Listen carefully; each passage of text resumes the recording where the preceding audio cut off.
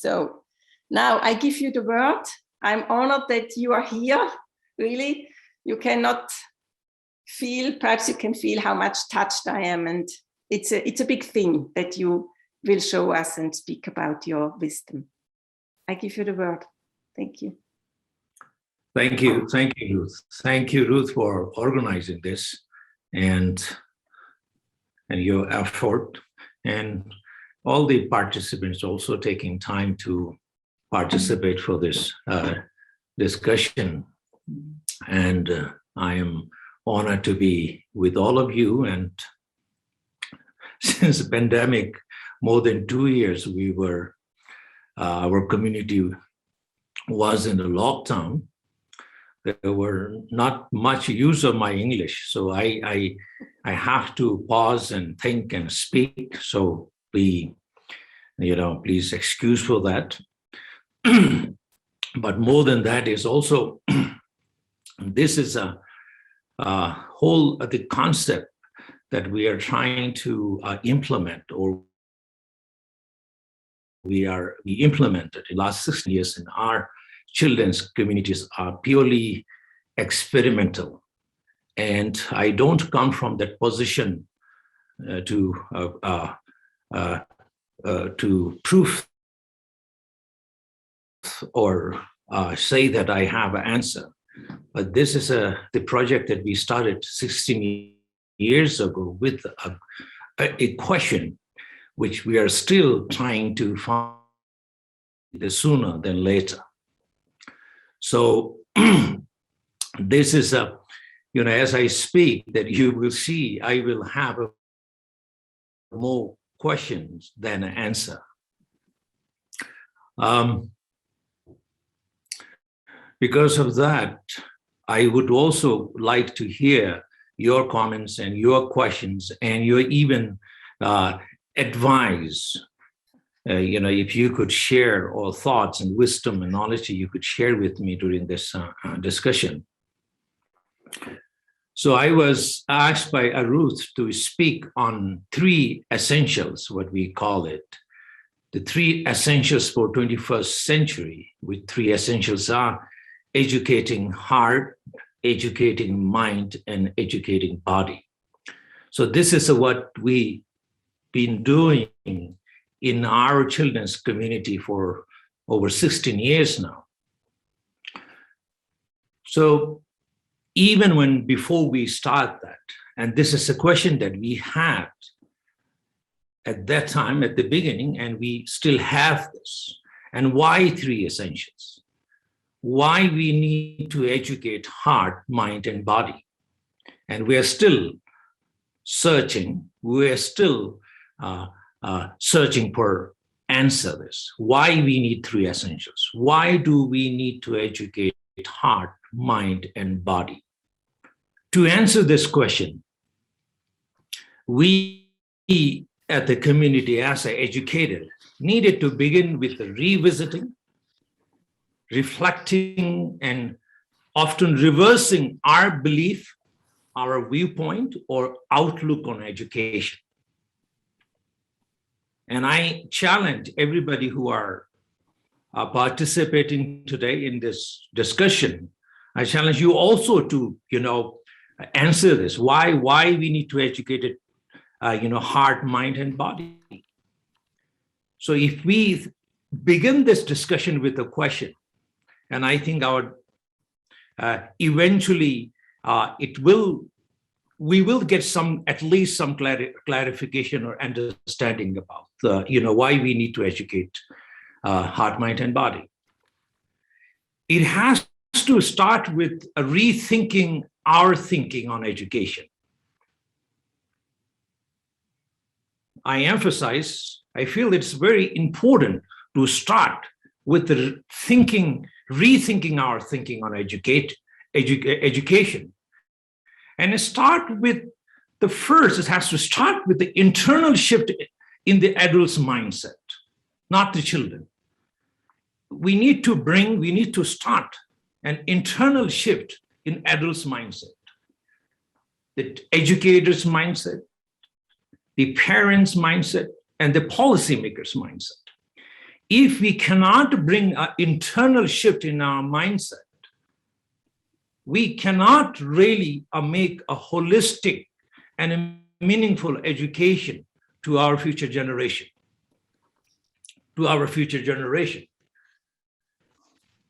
So therefore, that I strongly believe that.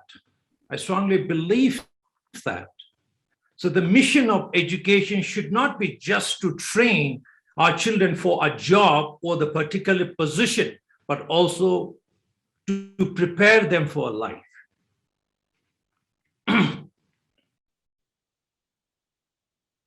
The current education, we emphasize so much on a job, economy, how they're going to survive, success. That's why we teach them become good scientists, good engineer, good business person, good politician, but often we fail them to prepare to become a good husband, maybe, or good wife, maybe good dad, good mom, or most importantly, good human being. So education must not simply teach a work, it must teach life. So we shouldn't teach only to handle a job or solve the job-related problems and issues, but we should teach them how to live meaningful life and solve the life-related problems and issues. For that reason, that we are trying to find the education which goes beyond preparing our children for a job and position or economical gain. Otherwise, as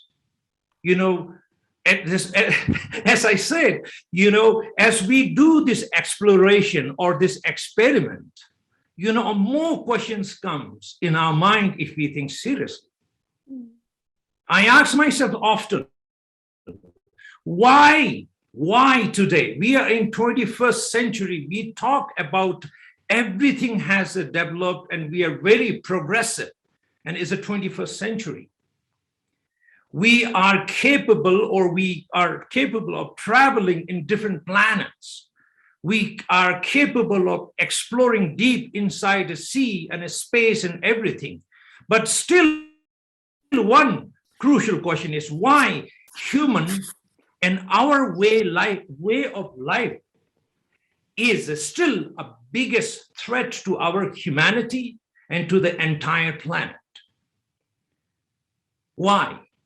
If we are progressive, our educations are very progressive and developed, if we think we are more civilized, we live in a civilized human society, then the question is why? The human and our way of life is biggest threat to our own humanity and to the entire planet.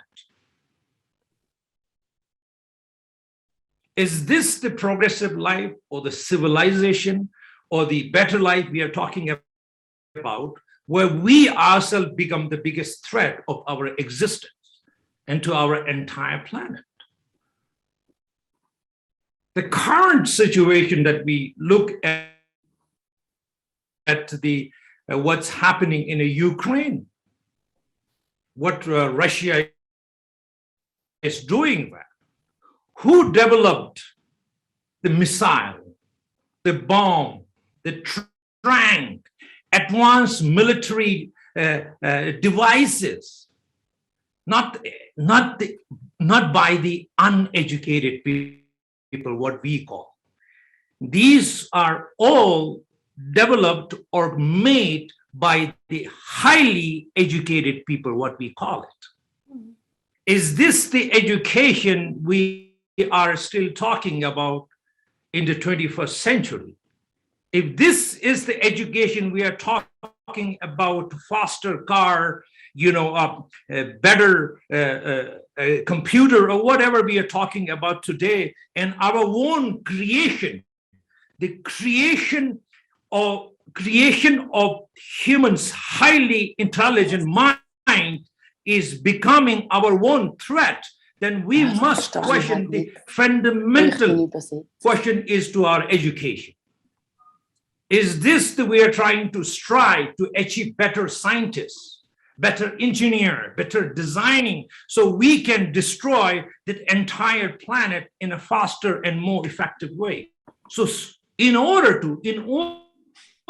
to answer this, as I said, in order to find the answer to these questions, the three essential is what do you call the experimental experimental method or experimental education to answer these very oppressing situation we face in our world. And I often tell our children and our educators or teachers at the Jhamtse Gatsal, list 5 biggest challenge we are facing today in our world. I gave this as a homework. List 5 biggest challenge we are facing in our world today. And then I say, and find out who created that. Is this a natural challenge? Is this a natural disaster, natural problem, or these 5 biggest challenge we are facing in our world today are they created by the educated or the knowledgeable mind? If we see top 5 challenge we are facing is the created by our human mind, then we need to do something to educate more than just producing more scientists or more businessmen or more anything that we are trying to produce in all the educational institutions in our world. So this is a question. As I said, we are trying to find some answer or some direction.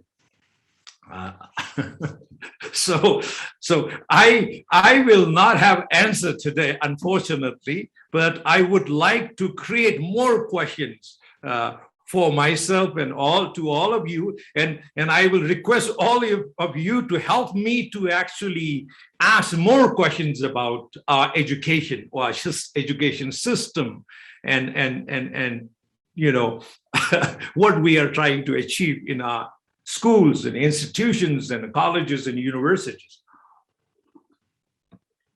Anyway, so as I said, you know, to explore these questions, to find some solution or answer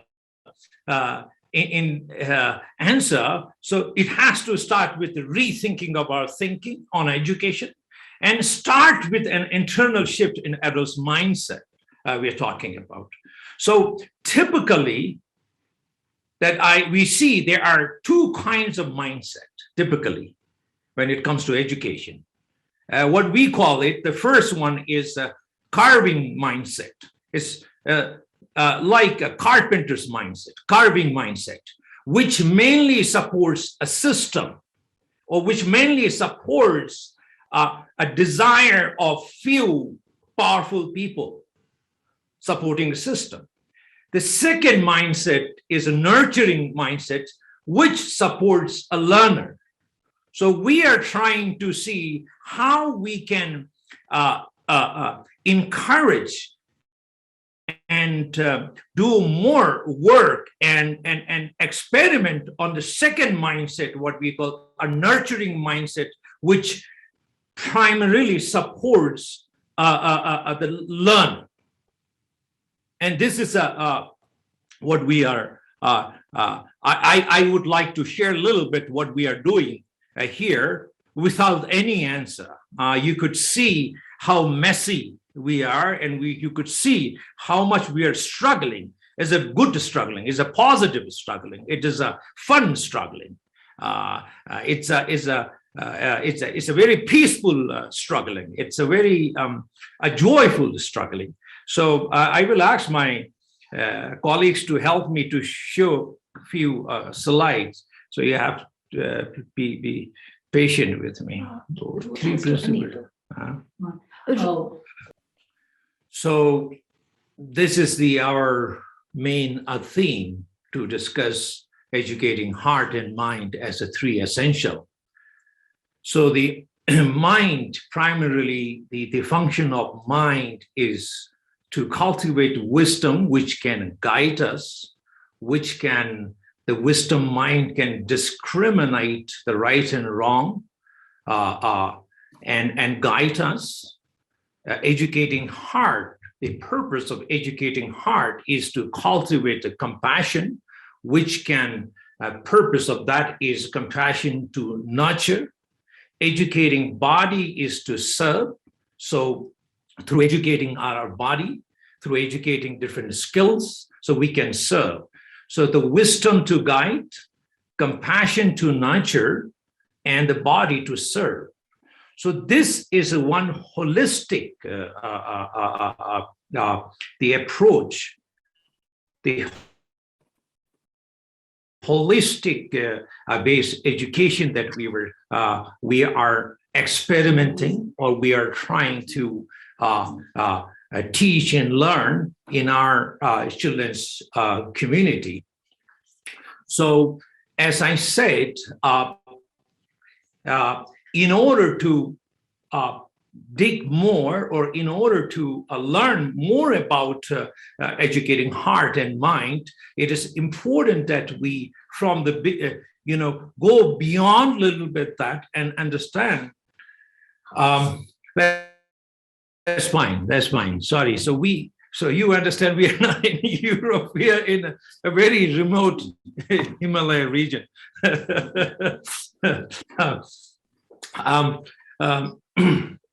We were talking about the mindset. Typically two mindset, the carving mindset versus a nurturing mindset.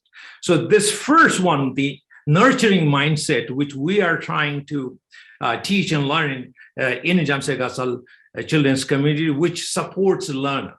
So in here, the carving mindset, what we are talking about is the educators should able to see a child as a seed, which is the fundamental outlook. This is a challenge for our belief, our outlook, and a viewpoint and education we have. How educators or the parents and policymakers can see a child as a seed. For example, when we look at this apple seed, if we are trying to nurture the nurturing mindset, we are trying to educate or cultivate a nurturing mindset, our first outlook should be able to see a child as a seed. When we see child as a seed, for example, an apple seed, if we, it is a sort of visualization, meditation, or envisioning to able to see a big apple tree in this tiny seed, tiny seed. And that is a skill that we try to talk about, how we can develop that. Can we see the big apple tree, and with many apples inside this tiny apple seed is the very important, first, the outlook or the understanding of nurturing mindset, which supports the learner. And this is where the Jhamtse's education philosophy or education practices starts from. So this is the second one I'm talking about. Let's go to the first mindset we talk about is the carving mindset. I think this is generally the most educator or parents have. Our mindset is more like a child as a log, or the lifeless log. So this is a two typical fundamental outlook or mindset we have. One educator can see the child as a seed, or another educator can see a child as a log. And which I believe that the most of the educators' parents, we see our child as a log. We don't see our child as a seed. So these are two mindsets that we are talking about. Now, the carving mindsets that we see is so much, we see something as a log, and immediately that we have, it's a starting from our own ego, believing in one's own skill and ego and everything that we feel it has to impute from outside to inside. From outside to inside. It is less about the child and more about the educator. It is less about the child, it is more about the institution. That we feel everything that we have to impute, we have to curb on this child, because the child we see as a log, a lifeless log.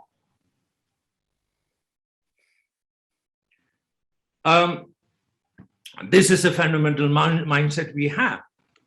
And second, we're talking about nurturing mindset, which supports the learner.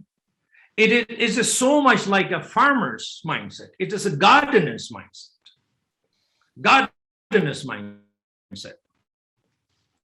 So for example, I don't know how many of you are aware of the name of our school or name of our children's community. We named Jhamtse Gatsal, which is in Tibetan in our tribal language.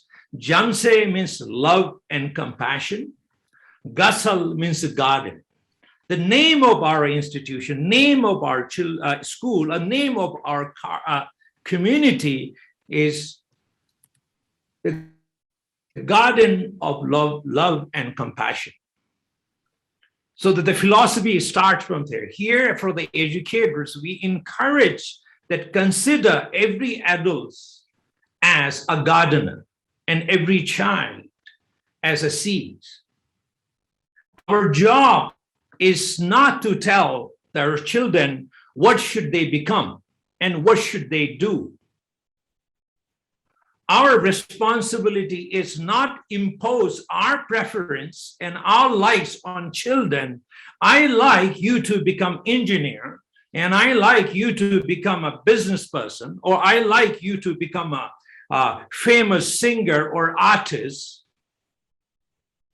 But our job is to create and provide a conducive environment where child can freely and naturally grow and blossom. Our job is not to impute our preferences and our like. I like this color, so you should become a this color. I like this shape, so you should become a this shape. If you become this, so you make more money. If you become this, then you become more famous. So when we have a carving mindset, like a farmer's or gardener, then we will easily see what is our responsibility and what is our limitation. So when we have a carving mindset, we know that is, we take more stress, because it is all people are going to ask is if something goes wrong, people are going to question your talent, people are going to question your qualification, people are going to question your skill as an educator. But in a gardening concept, nurturing mindset, it is a totally teamwork, which is based on a deep, loving and caring relationship. It requires to understand the both sides, and it requires to understand the entire ecosystem and entire the what do you call the environment to educate our children. So these are two fundamental mindsets that we are talking about. So I'm trying to also, I think, answer some of the wonderful question Ruth, you already sent us in a question of how we, the certain principles that we practice in our community. And then after that, I will let all of you to participate and ask a question or, make a comment. So this is my. Thank you. For example, at our community that you can see on a screen is that the middle root, you see there is a kind of red, the color, which says interdependence. So what we are trying is to, instead of calling pre-KG, pre-K, so we name that a group the interdependence, and then lower K and upper K we named responsibility, and then first grade we call compassion grade. This is sorry, this is the. Sorry, that I'm reading this mistakenly. So the first lower KG, kindergarten, we name interdependence, and then the upper kindergarten, we call it equanimity, and then first grade we call gratitude, and then second we call generosity, and third grade is love, and fourth is compassion, and the fifth is responsibility. So from pre-K to fifth grade, these are what we call developing the fundamental elements of a growth, which is developing strong roots. In order to educate heart, mind, and body, so we really need to prepare from the early stage that how we can develop strong roots to each and every children. And these are how we practice. And also, you see, there are seven steps. There are 7 elements we are talking about. So we also change our names of the week. Instead of calling Sunday, Monday, Tuesday to the Saturday, so we call, the Sunday Interdependence Day, the Monday is Equanimity Day, Tuesday Gratitude, Wednesday Generosity, Thursday Love, Friday Compassion, and Saturday Responsibility.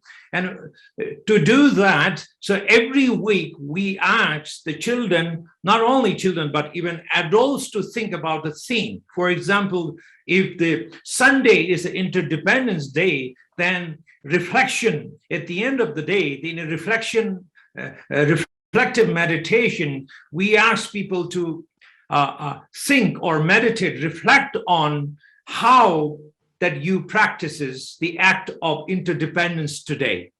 And what was the highlight of your interdependence today? And then you go to the Monday equanimity. So we ask everybody to reflect on the theme and live their life accordingly this theme and practice this actively as you encounter with the other people or as an individual that you are spending time. So these are themes that we encourage each other to do this. Not just has to go beyond the the classrooms. Now, the entire this practice, it's we as I say, the nurturing mindset is a very much the gardener's mindset.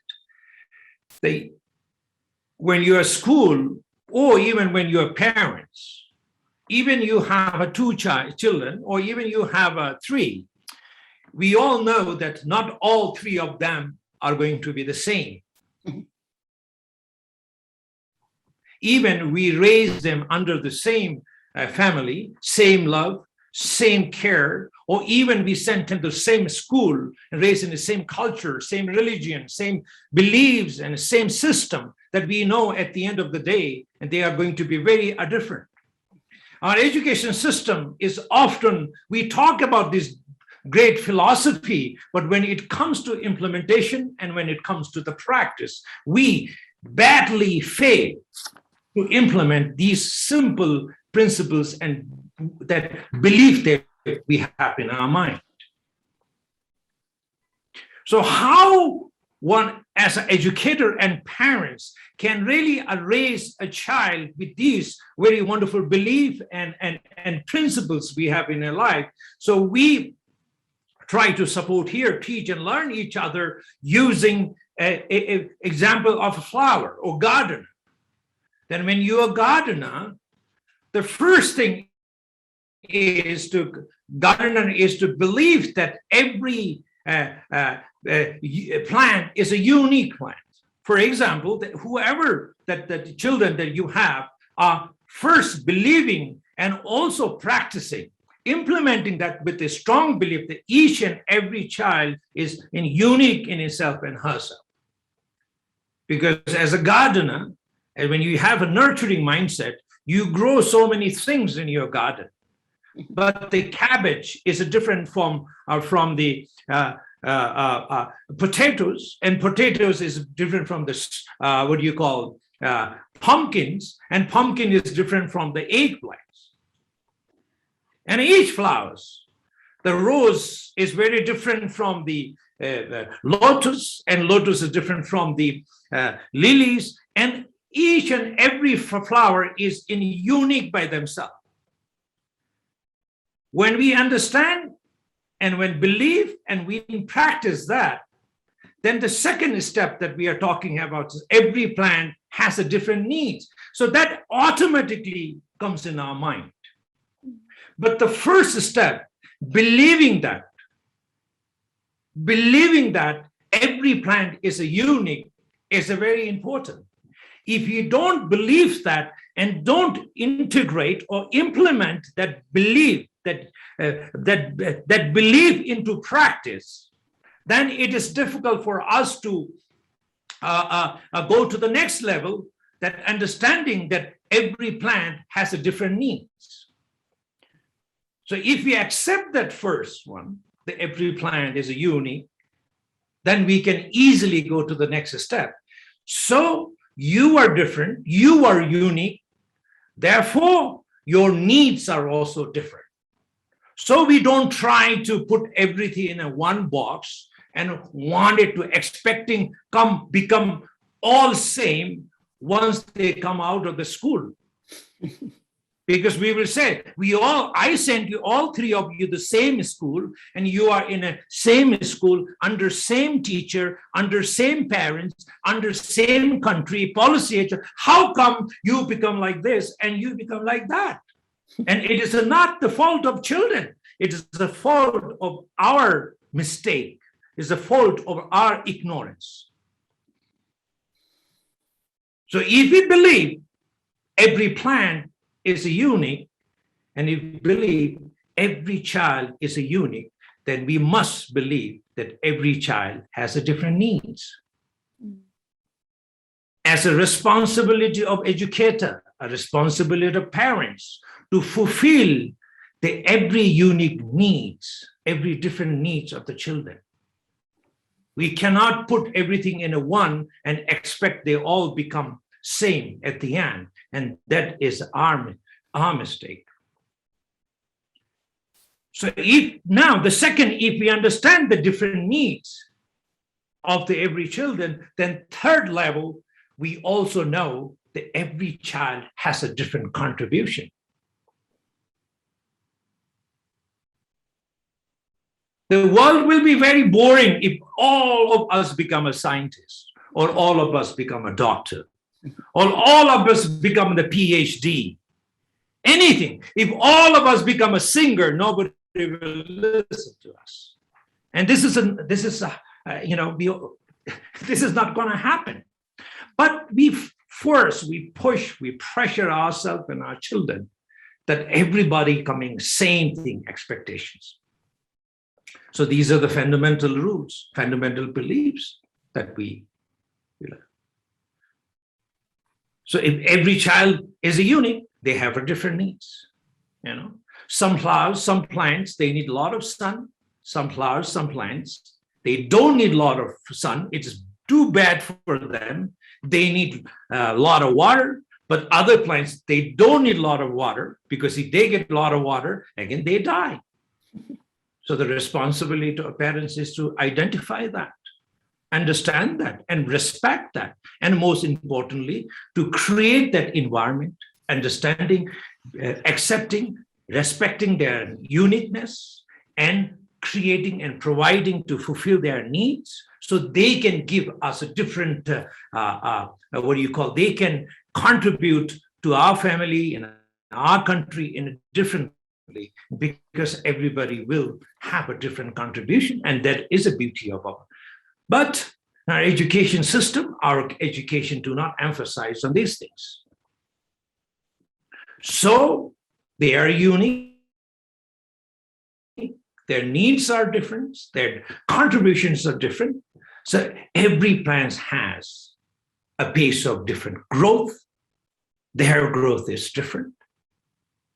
We say, how come that, you both went to the same university? Look at this, within 3 years, this child become, the professor, and you're still struggling. Because every child is different, and every child, the growth is different. Every plant has its own growth. So these are the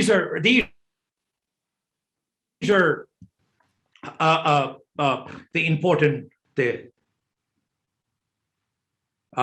principles that we encourage our educators to remind ourselves and to put into the practice. I don't feel, maybe we don't need to go then each and every step, but I think I want to just go to the last one, where it says every plant has a wholesome growth.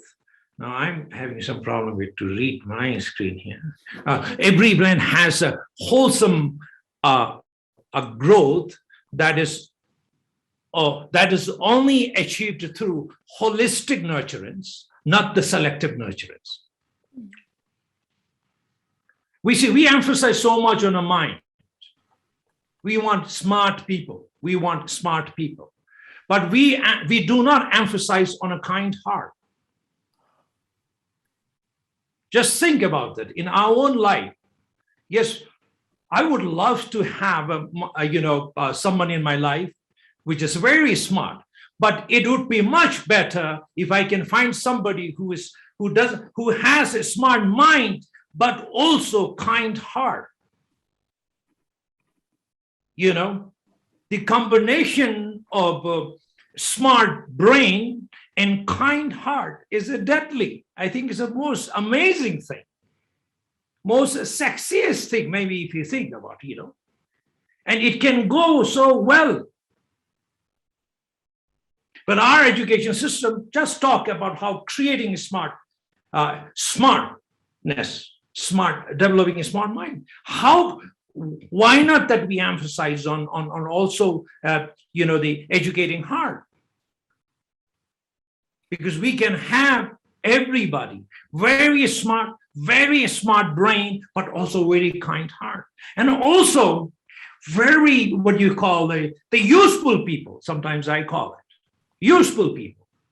Sometimes kind people, smart people are very useless when you come to the remote place like us. They don't know how to make a tea. They don't know how to do a laundry. and they don't know how to fix a window if there's a broken. So the skill where the body can serve.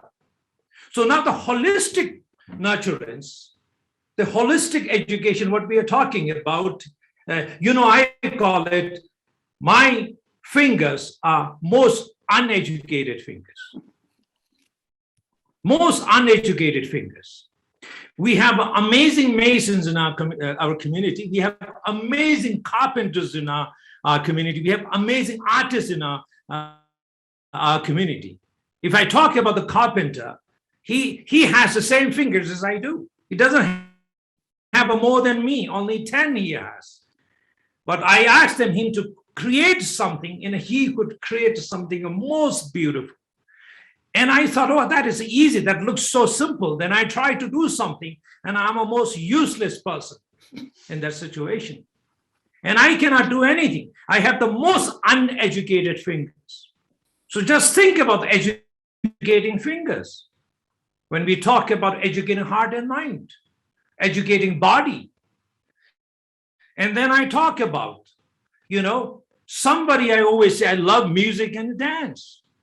And somebody can sing so beautifully. Such a talented, such a skill. When I try to sing, everybody tries to stop me. They never ask me to sing again.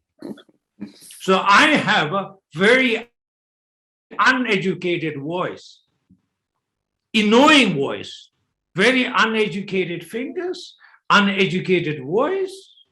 Then you think of people who are dancing, like, I don't know, Michael Jackson. You look at how he can shake his body, and it's so beautiful. What an amazing skill. I can hardly shake my bum and my hips. So I have an uneducated hips and an uneducated bum. Then I could see somebody like who plays amazing football, what in Americans call a soccer. I was thinking I love watching sports sometimes, especially football. I said, wow, they have a highly developed, educated, skilled, and I can hardly hit a big football that's in front of me. And when I look at my whole body, I am basically useless. My entire body is totally uneducated bodies. If we looked at every child as a unique plant, and they have a unique contribution, and they can actually contribute differently to our society and this world, then we must fulfilling their different needs. We should not just measure the success of their education, what the very few people want to see in our country and in our world.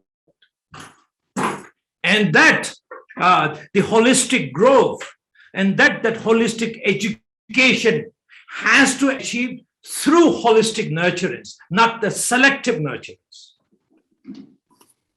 That's why today in our education, we only celebrate top 3%, or top 3 or top 10 in one university or the schools. If you have 1,000 children, and we just celebrate the top 3, and rest we ignore them. But if we understand the holistic growth, holistic education, if we have a nurturing mind, I think we have a very high possibility of celebrating performance of 100% out of 100 children. Today, our education itself becoming the main factor of stress. I don't know how things are in Europe, but in India, education becoming one of the big factors for the suicide. How sad it is. Where the education should be something joyful, education should be something fulfilling, education should be like after even 80 years, 70 years, we want to continue to, but education is now becoming the big factor of suicide. Education is becoming the big factor of our mental health. Yet, the education we have is even cannot fulfill the primary needs, what we call the job, to survive. So that's why these are the questions that we are thinking of, why it is so important to educate heart, mind, and body. If we look a whole child as a one plant, and without ignoring any part of the plant, if we are able to nurture that, I think every child that we have in our society becomes the matter of celebration. There won't be any failed child. There won't be any, failed child. That every child's contribution that we can acknowledge and we can celebrate. So these are the effort that we are we are putting and trying to see. Maybe, while we do this, we might find some answers as we move forward. So I think I will stop here. I don't know how long I talk. Too long. Good time. A good time. I'll stop here, and I welcome your questions. And thank you so much. It was incredible to listen to your talk, and for sure you planted a seed in my heart and gave me a vision. And I would like to open now to a discussion. You can also type it in your question to the chat, and I try to translate it if you have. Perhaps you can. So thank you. So okay. we are a little community, and we can see each other. Thank you. So there are already questions come in. Perhaps I don't know if you see them. I will read them to you. Somebody asked if you could tell something about how you grow up, perhaps also how you come to this system.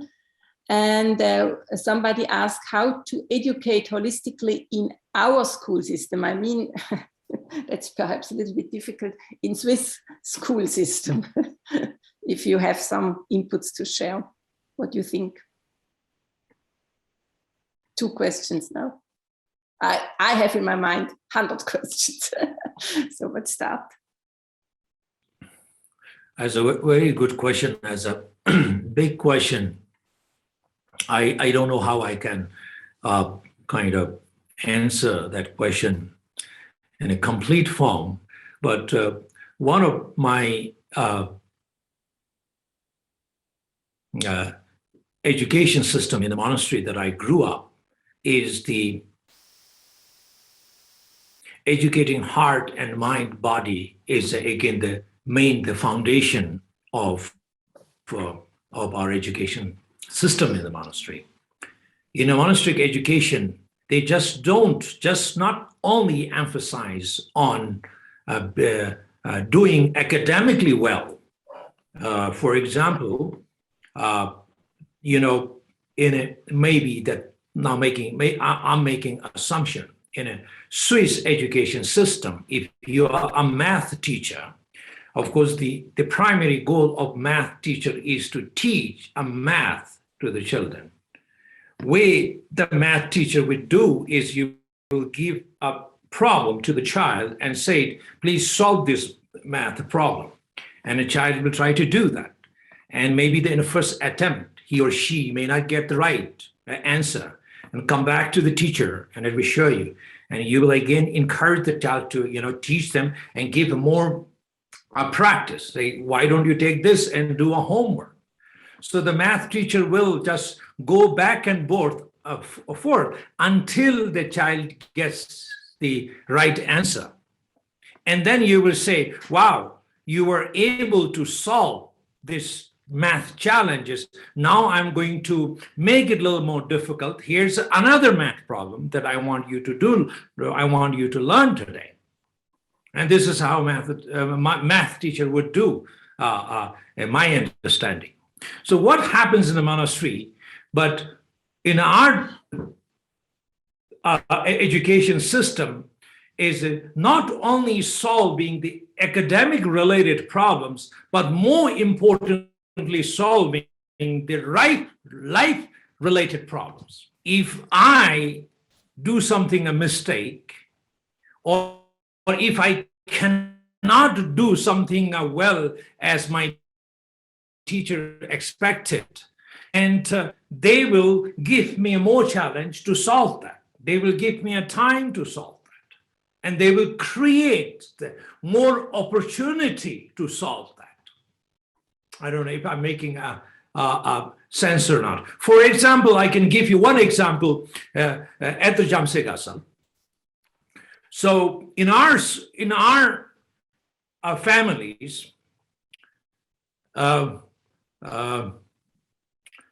for example, parents or sometimes our advisors, they tell us that we have to lock our rooms, and we have to have many locker systems, so the children cannot steal things.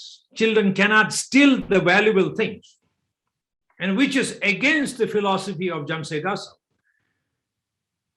My response to that is, if we don't give an opportunity to steal, then how you would know that our children do not steal things? So nobody locks the door. We don't have locker system. That's how we can teach. If we do not create today, none of us will steal.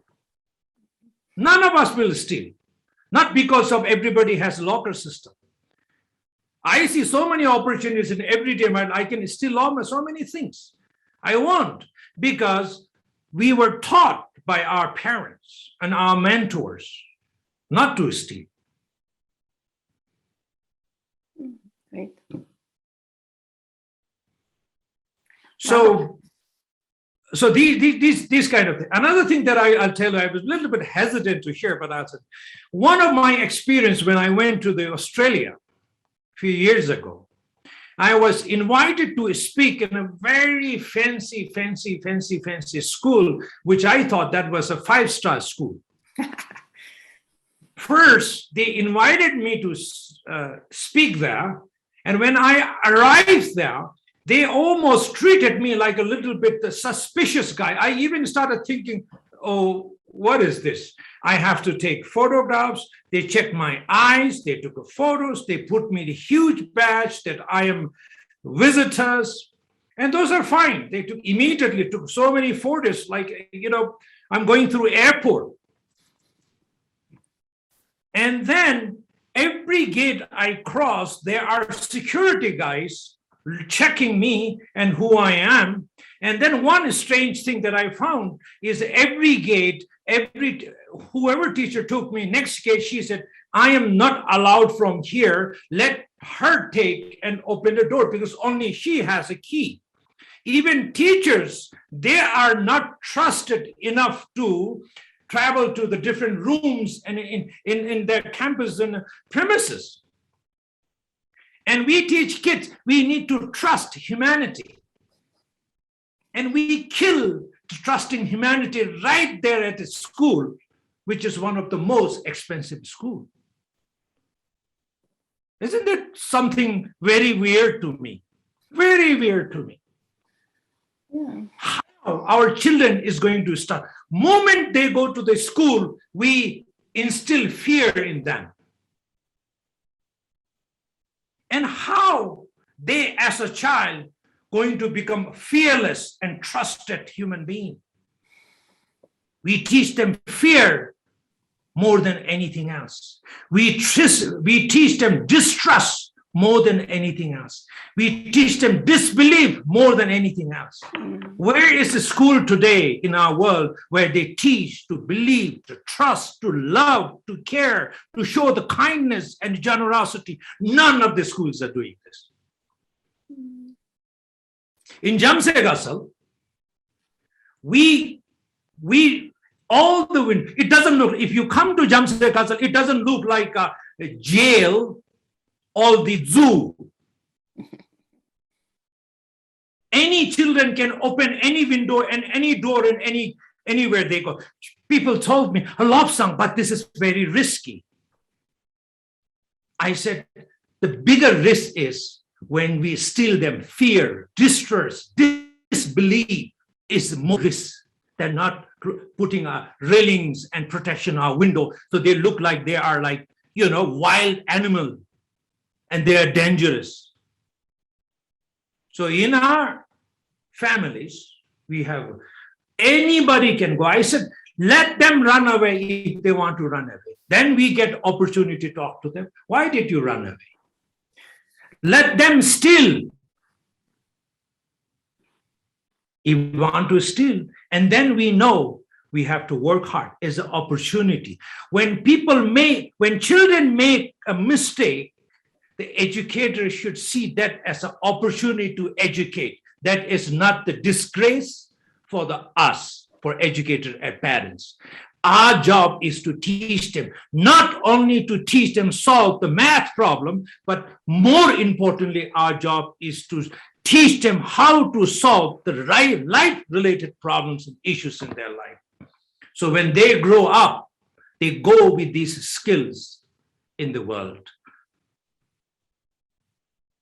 So these are some small things. But the real question is, I honestly don't know how you can do this in a Swiss education system, which I don't have a lot of even awareness or the understanding about how your system works there. Mm-hmm. But some experience, limited experience I have as I travel. Yeah, great. Thank you so much. That is great. I mean, it needs a lot. You encourage us also, I think, also to work inside, because I think we have also this fear inside of us when we have to get into luxe schools or something like you described in Australia. For God's sake, we are not at this point in Switzerland, but this open mind to see everything as an opportunity to learn, I want to take with me, and also to bring this out to the community. Now, we sometimes, I think, we have in mind how it should be, and if it isn't like this, we think, oh, that's a mess, we cannot do this. So, and to take this, I like this word, as an opportunity to work on it. And we have a lot of fear, especially now after the 2 years Corona, but I think also in front, there is a lot of fear we have to deal with. One question I have, how do you work or encourage the teachers? Because I mean, that needs also a huge responsibility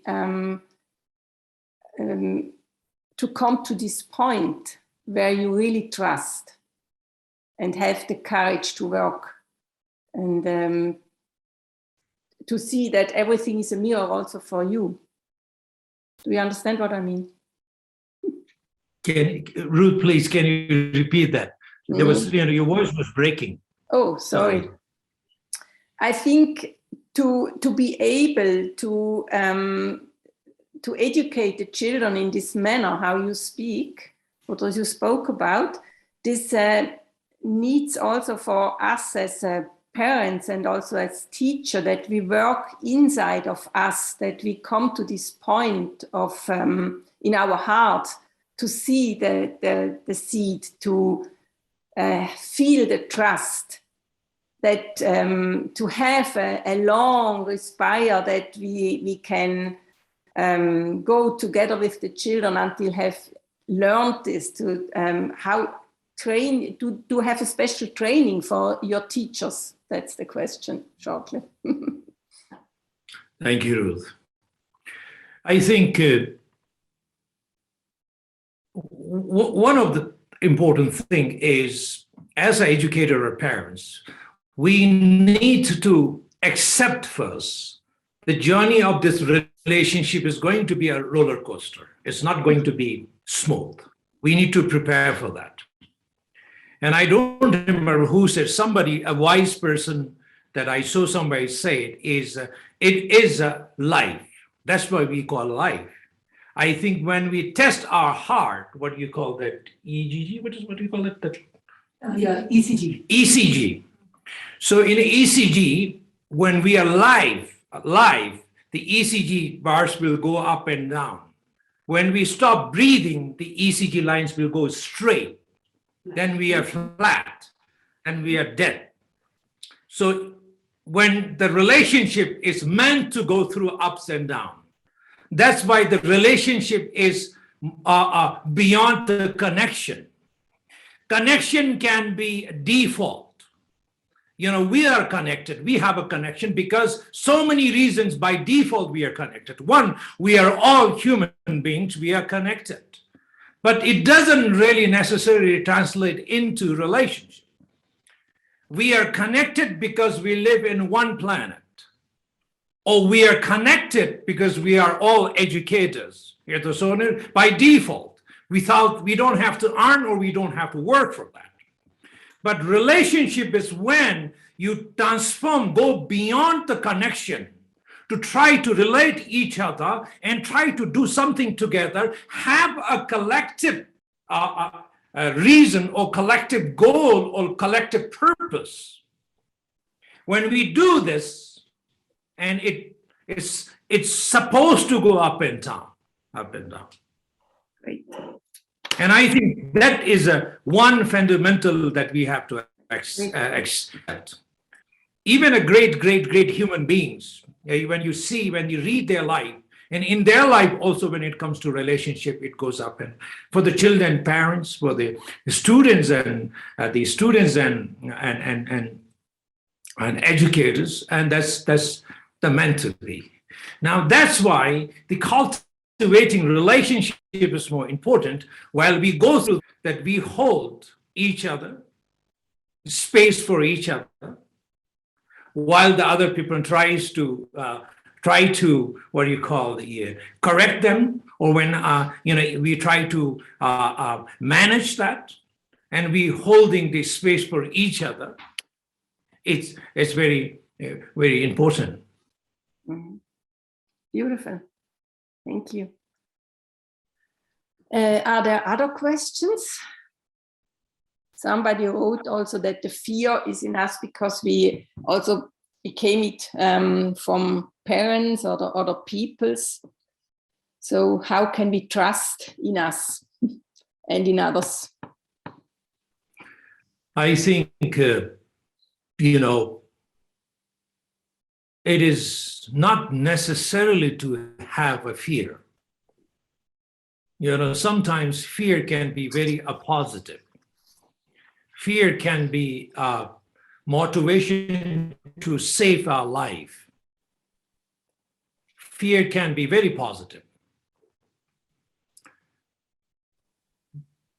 But hope and faith is the main ingredients that we as a human, we exist and we thrive. What is important is to not the fear overwhelm us and override our life. All of us that of course we have nobody plans to that I will die tomorrow. Maybe I will die next year. Although that we see so many factors which could kill us in the next moment. And we think that when we think that, we all get a fear. And sometimes even we get a fear of driving, fear of doing anything. There's hundreds and hundreds situations which could kill us. But the hope is that one thing, that faith and hope is what we have in our life. The way that when we see the particular, especially when there is a unrealistic fear, is the facing that fear in one's own capacity.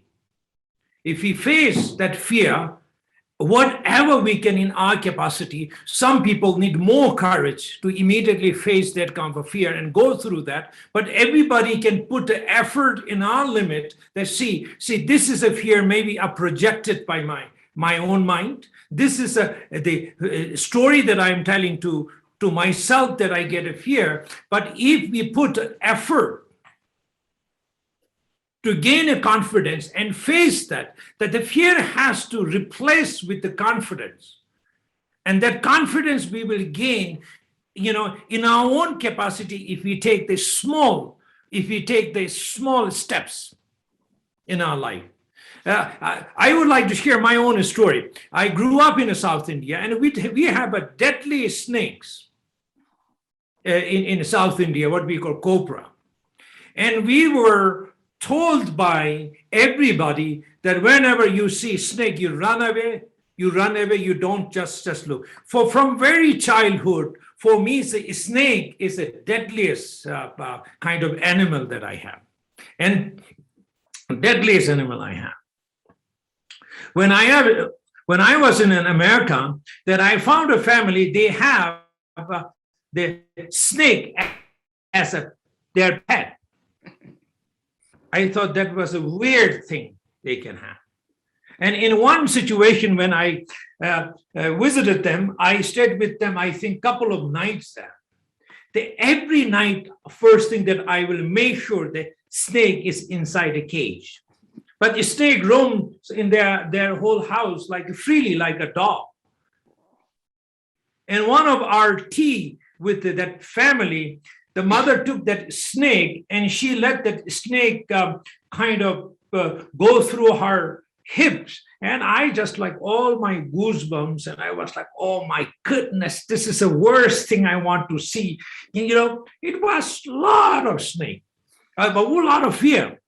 Then I also try to, being monk, I try to say I'm not scared of a snake, but inside me, I was shivering. I said, I don't want to stay with this family. I want to run away now. I don't want to stay with this family.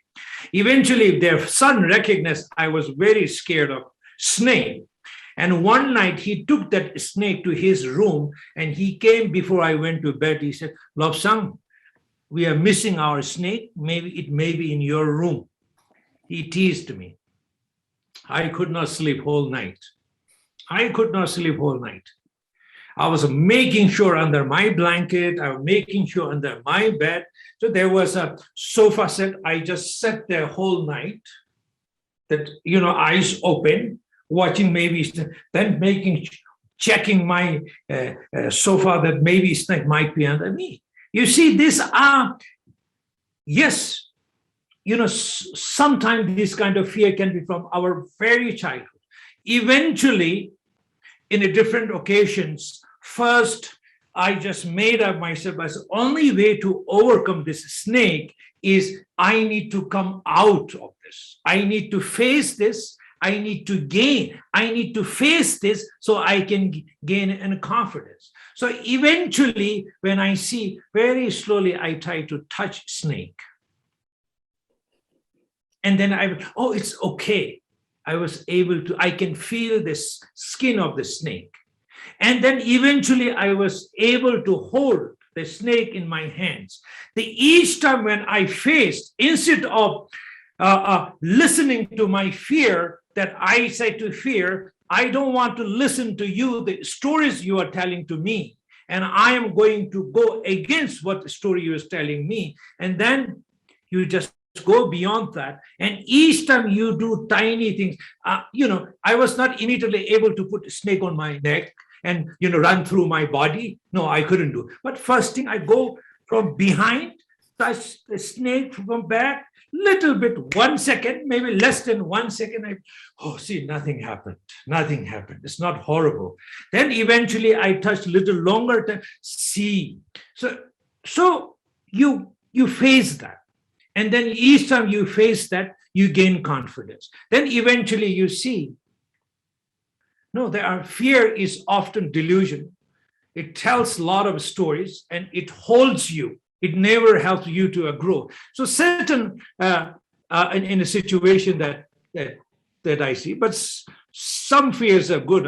If you see that there's a wild tiger in front of you, maybe instead of facing that fear, I would run away. I think maybe wise thing to do. Thank you for sharing. I'm glad that I'm living in Switzerland without tigers and cobras, but it's a great picture to face this fear and to bring hope and faith over the fear. Thank you. it's nearly 11:30, but one interesting question came in. I want to share if everybody is also with us. Could you tell us a little bit about the daily structure of Jhamtse Gatsal? Do you have a special structure where you bring all these subjects in? How is it working? Can you give us a picture? At Jhamtse Gatsal, I don't remember now all the schedules that the children have. Is they get up early morning, 5, sometimes 5:30, depending on summer schedule and a winter schedule. And after they get up, they have one day they have a chanting and meditation session, and next day they have exercise sessions. And some of the really important the schedule is there as a very clear purpose. First thing, they're getting up on a time is also one of the very crucial, important. And also that is also not necessarily somebody waking you up, but able to wake up on their own responsibilities are certain very important practices. And then once you waking up on a time and then making your bed. So the amalas will, observe those very strictly, that whether how they make beds and cleaning beds, cleaning their bathrooms. These are very important, tiny important practices the moment they get up. So, and then meditation, they have certain meditation and chanting practices, and exercise. Different teachers have different kinds of exercise, yoga, or just take a walk or run, or certain exercise they do. And after that, they have a breakfast and a cleaning, of course. And then, like normal, the school routine, you have by 8:30, you go over schools till lunchtime, 1:30. And then after lunchtime, you have another couple of classes. And they have then what we call the independent time. So they could do basically whatever they wanted to do. They want to sit, they want to talk, they want to take a nap, and or they want to choose to music, or they want to do the drawing or whatever. And after that, at the end of the day, also before they go to the dinner, they have it's every day they have a meditation and chanting, all kids together. They sit and meditate, and also a debate for the older children. They have a debate session, and then dinner, and then they have I think an hour, 2 hours, depending on age, that you have a study time in your families, and then by I think 10:30, that even the older kids they go to the bed. So the routine is pretty much, I think, what you have maybe in a residential schools. Thank you for sharing. I think what is very different is that you start and end with the meditation and chanting. And I have the feeling that is something what would be great if we could bring this also, I don't know if in school or also to bring in the mind to the families how important this is, because I think it gives a clear mind, and also it's nourishing the heart and the soul. Perhaps this is one seed who is missing. I don't know, but it's great to hear this from you. Thank you. Thank you, Ruth. So now we are together 1.5 hours, and I could listening for hours. So thank you very, very much for really for sharing your knowledge, your wisdom, your experience. Deep thank you also to all listeners who are interesting, and I'm sure that you also will bring these seeds to Switzerland at the place where you are. And this event wouldn't be possible without your great system behind. I will give thank you to Vasuda. She's the manager of Jhamtse Gatsal and who helped organizing everything. And I see also other staff in behind to make this happening. And also to the people from Jhamtse Switzerland and also Jhamtse America, who brought us together. It was when I saw a movie in 2016, I asked to the community if I'm allowed to use this movie. And so I came in contact, and it's like a miracle that now we are sitting over a computer together. So thank you very, very much for this. And as I wrote in the advertisement, if anybody from you think, oh, I would like to share something with Jhamtse Gatsal, I will allow. I gave you the possibility to give some money to the Jhamtse Switzerland. I will also show it after with in a slide that you have the number again. So feel free if you would like to give a support, because you're living about all this money who comes together from all over the world. And it's, I think, more than 100 children at the moment who are living here at your place, isn't it? Lobsang? More than 100 children. So yes. A great possibility. So thank you very much. And good news for the people in Switzerland. It is possible that Lobsang comes to Switzerland at the end of September, because here in Switzerland we have also a community who is trying to bring awareness into school, and we have called Zweite Internationale Tagung von Achtsamkeit in Schule und Bildung at der Pädagogische Hochschule in Zürich am 24. September. And there Lobsang will give a workshop, and we will try to organize other events. One, I can say, for Marie-Therese in Heiden, I already set up. You can, and also to show the movie there again. So yesterday I had some talks with these people, and they are more than happy to have you as a special guest here. So for sure, we will see you in person in a half year. Thank you very, very much to everybody who make this event possible. And we have beautiful weather in Switzerland. Enjoy the weekend. Thank you. Thank you. Thank you, Ruth. Thank you, everybody. Thank you.